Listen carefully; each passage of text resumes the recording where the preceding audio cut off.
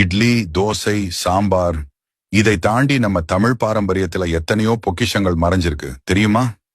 அப்படிப்பட்ட 20 வகையான உணவுகளையும் அதன் அரிய நன்மைகளையும் பார்க்கலாம் வாங்க. பருத்திப்பால் சளி இருமல் நீக்கும். உளுந்து களி எலும்புகளுக்கு பலம். நீர் ஆகாரம் உடல் சூடு தணியும். கந்தந்திப்பிலி ரசம் செரிமான சக்தி.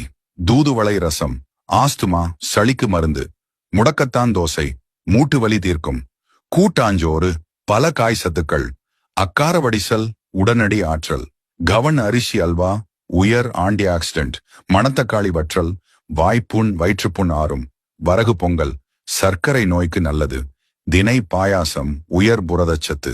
பனங்கிழங்கு புட்டு மலச்சிக்கல் நீக்கும். சுக்குமல்லி காஃபி தலைவலிக்கு நிவாரணம். இஞ்சி முரப்பா பசியை தூண்டும். ஆவாரம்பூட்டி சரும பொலிவு. திரட்டுப்பால் உடனடி புத்துணர்ச்சி. வல்லாரை துவையல் நினைவாற்றல் பெருகும். நார்த்தங்காய் சாதம் பித்தம் குறைக்கும். கேழ்வரகு கூழ் உடலுக்கு குளிர்ச்சி. இதுல எதை நீங்க சாப்பிட்டு இருக்கீங்க? கமெண்ட் பண்ணுங்க. பாரம்பரியத்தை மீட்டெடுப்போம்.